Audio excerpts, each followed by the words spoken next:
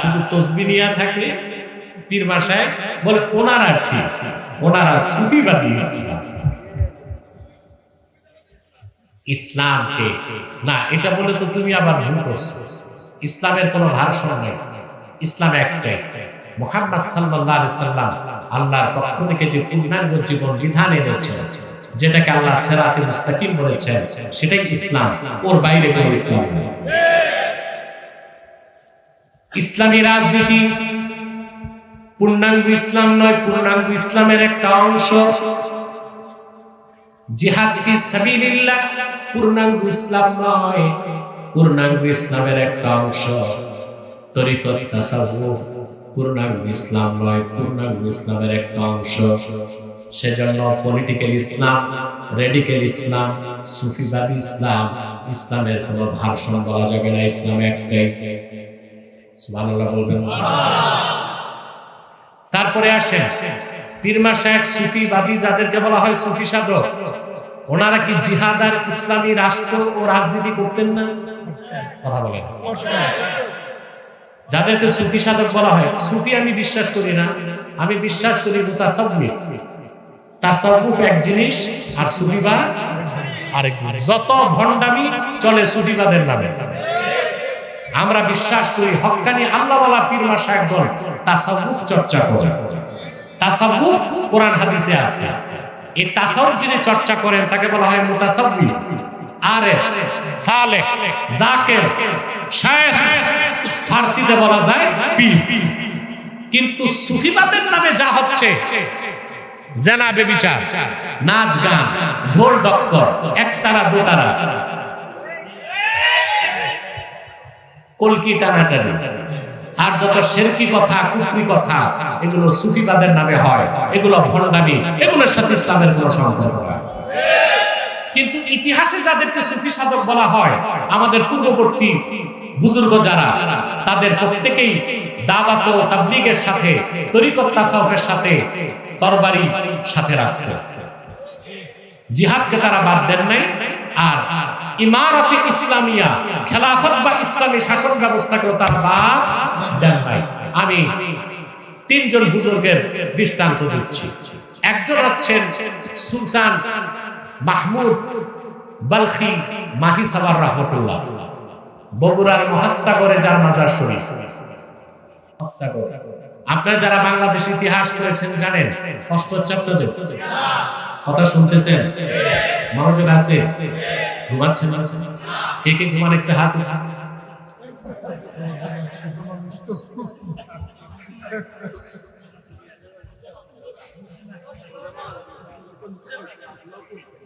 বুঝে না, বুঝে না। আরে মুরব্বি না, এটা বাচ্চা।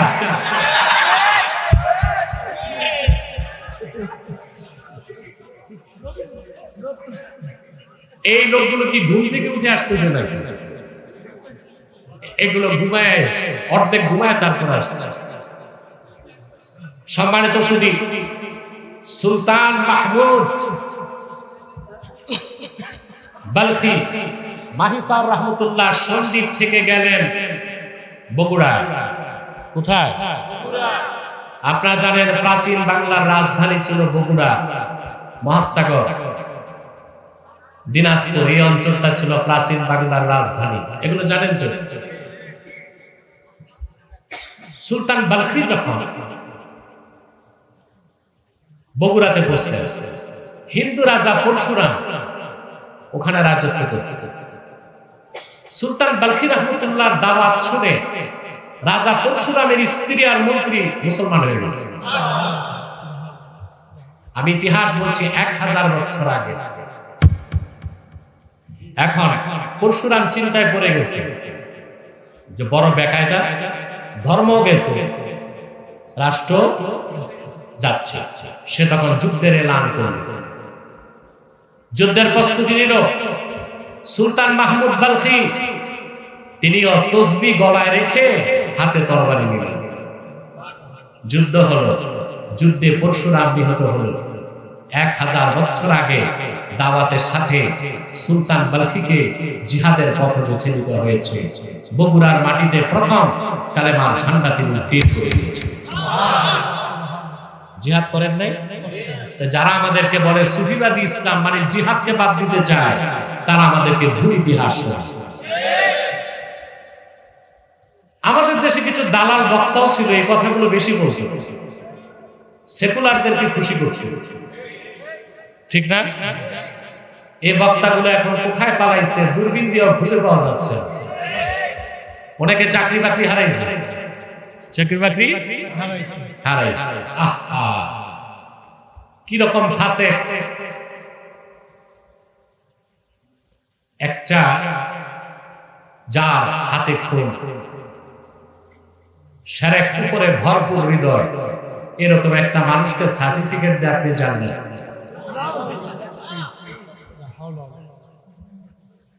তারপরে আমি প্রতিবাদ করলাম, সে আমার বিরুদ্ধে উঠে পড়ে লাগলো, আমাকে মামলা দিবে, কেস করবে, এটা করবে, সেটা করবে। আমি তো বহাল তবিয়তেই আছি, তুমি আছো, তুমি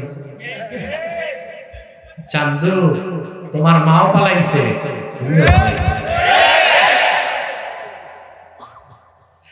এইসব কমার্শিয়াল বক্তাগুলো, ধান্দাবাজ বক্তাগুলো, স্টেজে যে রাজনীতিবিদ থাকে সেকুলার, ওদেরকে খুশি করতে বলে ইসলাম, সুফি দরবেশদের মাধ্যমে ইসলাম প্রতিষ্ঠিত হয়েছে, আমরা সুফিবাদে বিশ্বাসী।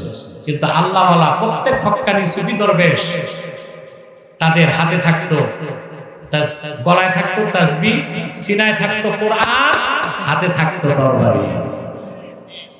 আপনারা হযরত শাহজালাল রহমাতুল্লাহ মাজার শরীফ জিয়ারত করছেন, কিন্তু আপনারা একটা কাজ করেন না, ওনার জিয়ারত করে আপনারা যান গজার মাছ দেখতে।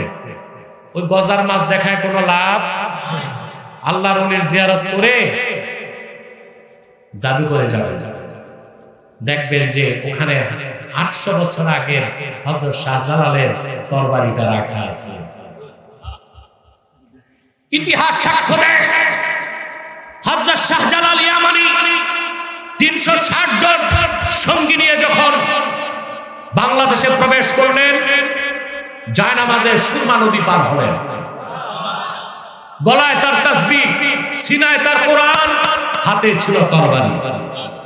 গৌর গোবিন্দ যখন সামনে এসে দাঁড়ালো, তার 20 দাঁতকে ভাঙতে হযরত শাহজালাল তরবারি চালালেন। এই ইতিহাস বলা হয় না কেন? হযরত মঈনুদ্দিন চিশতি রাহমাতুল্লাহ আজমিরে আসে, কোথায়? ওখানে ছিল পৃথ্বীরাজ। তিনি খাদেমকে পাঠালেন, যাও পৃথ্বীরাজকে ডাকো। পৃথ্বীরাজ খাদেমকে বলল, আমি রাজা, উনি ফকির দরবেশ, তো এখানে আমি যাবো কেন, ওনাকে ডাকো। হযরত মঈনুদ্দিন চিশতি খাদেমকে বলল, ঠিক আছে, কিন্তু এমনি আসবে না, আমি আনতেছি। ওনার পায়ের সামনে 2টা খড়ম পাঠায় দিয়েছে। এই খড়ম যে 2 গালে শুরু করছে পিটা। এখন পৃথ্বীরাজের লোকজন বলল, স্যার, এ তুই যে আল্লাহর দরবেশ, এই খড়ম তো তার পায়ে দেখছি, জলদি যান। দৌড়ায় গেছে হযরত মঈনুদ্দিন চিশতির কাছে। সে কালেমার দাওয়াত গ্রহণ করে নাই। মঈনুদ্দিন চিশতি রাহমাতুল্লাহি আলাইহি সুলতান মাহমুদ গজনবীকে চিঠি লিখলেন, পৃথ্বীরাজের 20 দাঁতকে উপরে দিতে তোমাকে আসতে হবে। মঈনুদ্দিন চিশতির নির্দেশে সুলতান মাহমুদ গজনবী একবার নয় 17 বার হিন্দুস্তানে আঘাত করেছে, জিহাদ করেছে। অতএব সুফিবাদের নামে জিহাদ আর সিয়াসাতুল ইসলামিয়া, ইসলামী রাষ্ট্র ব্যবস্থার কনসেপ্ট থেকে জনগণকে যারা সরায়, তারা ইতিহাসও জানে না, ইসলাম সম্পর্কে তাদের কোনো ধারণা নাই। ইসলাম একটাই, ইসলামের কোনো ভার্সন নাই। রেডিক্যাল ইসলাম বলা যাবে না, পলিটিক্যাল ইসলাম বলা যাবে না, সুফিবাদ ইসলাম বলা যাবে না। ইসলাম একটাই, সিরাতিল আজিজিল হামিদ। এবার আসে, আজিজ অর্থ হচ্ছে পরাক্রমশালী। আল্লাহ 2টা সিফত উল্লেখ করছেন, একটা হচ্ছে আজিজ, আরেকটা কি হামিদ। এখানে আজিজ অর্থের বাংলা হচ্ছে পরাক্রমশালী, কিন্তু অর্থটা অপরিপূর্ণ। আজিজ শব্দের ব্যাখ্যা করতে যে আল্লামা ফখরুদ্দিন রাজি লেখেন, আল্লাযী লা ইউজাদু লাহু মিসলুন, আকাশ ও জমিনে যার কোনো মেসাল নাই, দৃষ্টান্ত নাই, উদাহরণ নাই। তিনি হলেন আজিজ, তার মানে সকল আকারের স্রষ্টা আমার আল্লাহ নিরাকার। এটা আহলুস সুন্নাহ ওয়াল জামাতের বিশ্বাস। আল্লাহ আজিজ, আজিজ মানে আল্লাযী লা ইউজাদু লাহু মিসলু, আকাশ ও জমিনে যার কোনো মিসাল। ইমামে আকীদাটা মনে রাখবেন, মনে রাখবেন। আমি একটু ইবারতটা শোনাই দেই, তাহলে মুখস্থ হবে। ইমামে ফখরুদ্দিন রাজি লেখেন, قد أجمع العلماء من أمة محمد صلى الله عليه وسلم أن الله عز وجل منزه من الجسم। উম্মতে মুহাম্মাদের সমস্ত হক্কানি আলেম একমত, আমার আল্লাহ রাব্বুল আলামিন দেহ থেকে পবিত্র, সকল আকারের স্রষ্টা আমার আল্লাহ নিরাকার। এখন বলতে পারেন আল্লাহর হাতের কথা না কোরআনে আছে, ইয়াদুল্লাহি ফাওকা আইদিহিম, হাত তো আছে, ঠিক না? চেহারার কথা আল্লাহ কোরআনে বলেছেন, আল্লাহর কদমের কথা এসেছে কোরআন হাদিসে, তা হাত তো আছে। দেখুন খুব সূক্ষ্ম মাসালা, আল্লাহর হাত অবশ্যই আছে, তবে কেউ যদি বলে আল্লাহর হাত আমাদের মতো হাত, সে মুশরিক হয়ে যাবে। আবার কেউ যদি বলে আল্লাহর হাত নাই, এটা কুদরত বলতে হবে, তার কুফর হবে, কারণ আল্লাহর সিফাতকে অস্বীকার করা যাবে না। এটা আকীদাটা কি হবে? ইমামে আযম আবু হানিফা ব্যাখ্যা করেছেন সুন্দর, ফালাহু ওয়াজহুন লাইসা কা উজুহিনা ওয়ালাহু ইয়াদুন লাইসা কা আইদিনা ওয়ালাহু রিজলুন লাইসা কা আরজুলিনা। আমার আল্লাহর চেহারা আছে, আমাদের মতো চেহারা নয়। আমার আল্লাহর হাত আছে, আমাদের মতো হাত নয়। আমার আল্লাহর কদম আছে, আমাদের মতো কদম নয়। ফালাহু ইয়াদুন কামা ইয়ালিকু বিশানিহি, আল্লাহর হাত আছে ওই রকম যে রকম হাত আল্লাহর থাকা দরকার আছে। দেখেন একটা ছোট্ট উদাহরণ দিচ্ছি। এখানে আমি তো আসলে কোন দিক কি কুমিল্লায় জানি না, ওই আপনার টমসন কোন দিক? আচ্ছা আচ্ছা, টাউন হল কোন দিক? এই দিক। ওখানে আপনার ওই যে সন্ত্রাসীদের নাম যে রকম হয়, একটু উদাহরণ দিচ্ছি। হকি স্টিক বল্টু জুতা পেন্টুর মাথা ফাটাই দিচ্ছে।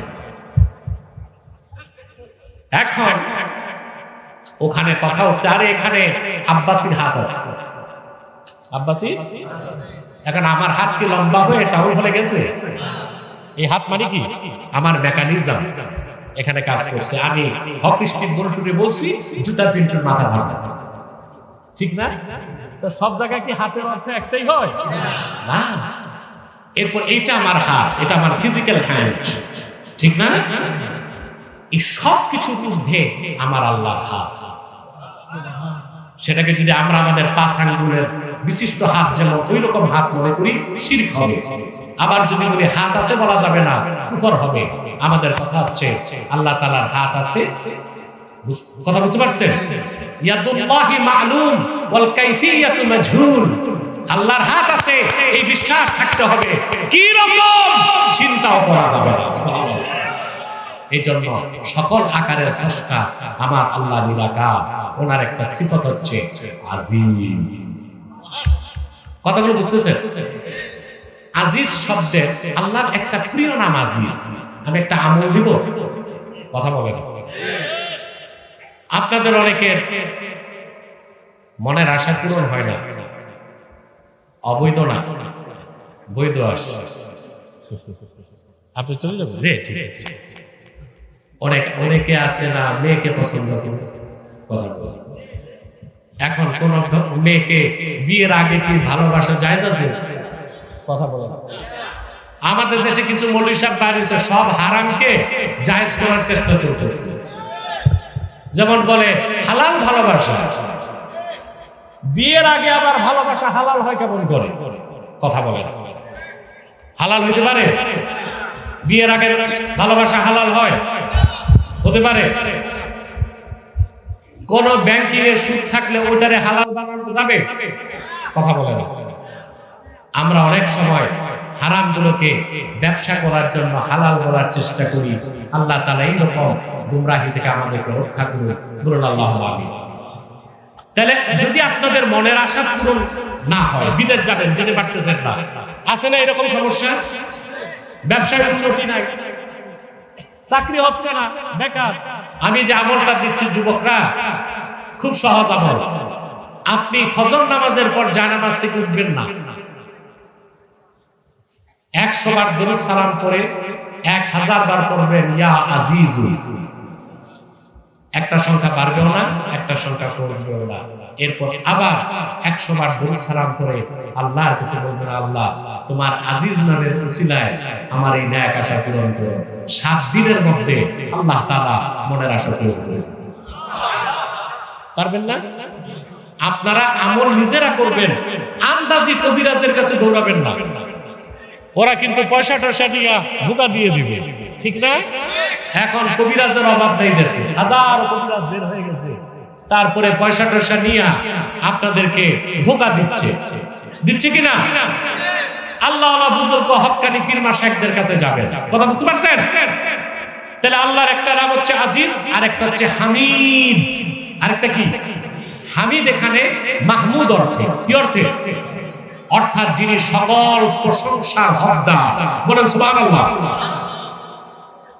দুইটি সিফাত উল্লেখের পরে আল্লাহ নিজের নামটা নিলেন, আল্লাহিল্লাযী লাহু মা ফিস সামাওয়াতি ওয়া মা ফিল আরদ। আজিজকে, হামিদকে, ইসলাম কার? ইসলাম তার যিনি আল্লাহ আকাশ ও জমিনের মালিকানা একমাত্র যার হাতে। আকাশ ও জমিনের মালিকানা কার? আমরা যারা কোরআনের রাজনীতি বিশ্বাস করি, আমাদের কনসেপ্ট, আর যারা গণতন্ত্রে বিশ্বাসী তাদের কনসেপ্টের পার্থক্য এখানেই। গণতন্ত্র পূজারীরা মনে করে সার্বভৌমত্বের মালিক জনগণ, আর আমরা বলি সার্বভৌমত্বের মালিক সুবহানাল্লাহ। সার্বভৌমত্বের মালিক কে? আর যারা ডেমোক্রেট, মোস্ট ডেমোক্রেট, অতিমাত্রায় গণতান্ত্রিক, গণতন্ত্রকে যারা ধর্ম হিসেবে গ্রহণ করেছে, তাদের বিশ্বাস সার্বভৌমত্বের মালিক জনগণ। নজবিল্লাহ বলবেন না? এখন আসেন একটু বুঝেন বিষয়টা। সার্বভৌমত্বের মালিক এই নড়াচড়া করে একবার একটু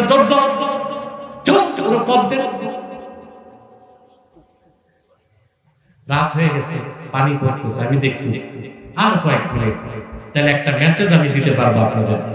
আর মাইক যেটা, এটা দেড় ব্যাটারি, এটা আমার কাহিনী করে দিচ্ছে একেবারে। আমি জানি না মুশতাক ফৈজি সাহেব কিভাবে কথা বলছেন এই মাইকে, কিন্তু আমি তো দিনে প্রোগ্রাম ছিল ওখানে প্রায় 2 ঘন্টা আলোচনা, এরপর রাতে মাইকের যদি অবস্থা হয় তা আমি কালকে কিভাবে কথা বলবো? মজুমদার, আপনি মাইকটা আগামী বছর থেকে যেই আসুক মাইক ঠিক রাখবেন। মাইকটা হচ্ছে একজন স্কলার বা আলোচকের প্রধান হাতিয়ার। এখানে যদি সমস্যা হয় তো একেবারে খুব কষ্টকর একটা বিষয়। এখন যারা বলে এখন আপনার সংবিধান তৈরির কথা আসতেছে না, কথা বলেন, তো যারা গণতন্ত্রে বিশ্বাসী তারা বলতেছে ধর্মনিরপেক্ষতার কনসেপ্ট থাকবে কি থাকবে না, বলতেছে না? বলেন, বলতেছে। যারা গণতন্ত্রকে বিশ্বাস করে এই কথা বলে জনগণ সার্বভৌমত্বের মালিক, তারা হিন্দুরা যেভাবে নিজেরা মূর্তি তৈরি করে ওইটারে খোদা মনে করে ইবাদত করে, আবার প্রয়োজনে ওইটারে নদীতে নিয়ে ধ্বংস করে। যারা জনগণকে সার্বভৌমত্বের মালিক মনে করে ওরা নিজ হাতে সংবিধান তৈরি করে সংবিধানের উপর ঈমান আনে, আবার সময় মতো সংবিধানকে বাতিল করে। এটা হচ্ছে পৌত্তলিকদের মূর্তি পূজার মতোই একটা সেরে। হিন্দুরা মূর্তি বানায় না, কি মনে করে? কথা বলে ভগবান নিজ হাতে বানায়, তারপরে পূজা টুজা হয়ে গেলে এটার নিয়ে আবার ডেস্ট্রয় কারা করে? নদীতে নিয়ে ঝাড়ুটারু দিয়ে আমার একেবারে নিজ হাতে বানায় ইমান আনছে। ইমান আনার পর আবার নিজেরাই ধ্বংস করবে। যারা জনগণ সার্বভৌমত্বের মালিক এই স্লোগান দেয়, তারা জনগণ দ্বারাই সংবিধান রচনা করে, এরপর আবার সময় মতো ওই সংবিধান করা বাতিল করে। এবার একটা তথ্য দিচ্ছি আপনাদেরকে, কথাটা হৃদয়ে গেঁথে নেবেন। হযরত ওমর রাদিয়াল্লাহু তাআলা, হযরত ওমর তিনি বলেছেন, কুন্না ফিল জাহিলিয়াতি নাসনাউল আসনামা বিল আজওয়াহ। হযরত ওমর বলেন, জাহিলি যুগে আমরা খেজুর দিয়ে মূর্তি বানাতাম। কি দিয়ে? বসেন বসেন বসেন।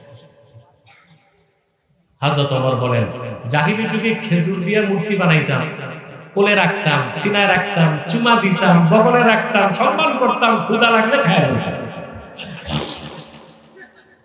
খাওয়া যাইতো কেন? খেজুর দিয়া বানাইছি। এর জন্য আমি হিন্দুদেরকে পরামর্শ দিব, মাটি দিয়া না বানায়, তোমরা আটা দিয়া বানায়, তাহলে এগুলার নদীতে ফেলার দরকার হবে না, পাউরুটি বানায় খাওয়া যাবে। এখন আসেন, সার্বভৌমত্বের মালিক জনগণ যারা বলে, তারা কত বড় ভণ্ডামি করে দেখেন। হযরত ওমর বলেছেন, আমরা খেজুর দিয়া মূর্তি বানাতাম, সম্মান করতাম, শ্রদ্ধা করতাম, চুমা খাইতাম, সিনায় রাখতাম, মাথায় রাখতাম, ক্ষুধা লাগতো, খেয়ে। তো যারা বলে জনগণ সার্বভৌমত্বের মালিক, তারা আবার জনপ্রতিনিধিদেরকে এক জায়গায় নিয়ে সংসদে নিজেরাই সংবিধান বানায়, সংবিধানের উপর ঈমান আনে, আবার তারই সংবিধানকে খেয়ে ফেলে। তাই হয়েছে না? ওরা করতো মূর্তি পূজা, আর এরা করতেছে সংবিধানের পূজা। আল্লাহ স্পষ্ট করে দিয়েছেন, লাহু মা ফিস সামাওয়াতি ওয়া মা ফিল আরদ। আকাশ ও জমিনের সার্বভৌমত্বের মালিক কে? তিনটা কারণে, মিলকান, খালকান, আবিদান। আকাশ ও জমিনের মালিকানা আল্লাহ, আকাশ জমিনের স্রষ্টা আল্লাহ, আর বান্দাগুলোর স্রষ্টা আল্লাহ। এই জন্য সার্বভৌমত্বের মালিক জনগণ না আল্লাহ। আমরা চাই সংবিধান পরিবর্তন হোক। ৭২-এর সংবিধান আমরা মানি না, চলবে না। তবে সেই সংবিধান হতে হবে কোরআন ও সুন্নাহর আলোকে। মুসলমান রাষ্ট্র পরিচালনায় সংবিধান রচনা করে, তবে সেটার উপরে ঈমান আনে না। মুসলমান ঈমান আনে কোরআন হাদিসের উপর। সংবিধান প্রয়োজন অনুযায়ী তারা রদবদল করে।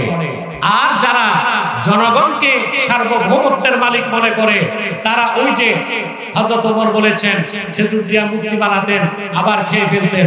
জনগণ সংবিধান বানায়, জনগণ সংবিধান ক্যান্সেল করে, সংবিধানের উপর মুসলমান ঈমান আনতে পারে না। আল্লাহ পাক তারপর বলেছেন, ওয়াইলুল লিল কাফিরিনা মিন আযাবিন শাদীদ। কাফিরদের জন্য রয়েছে দুর্ভোগ, তাদের জন্য রয়েছে কঠিন শাস্তি।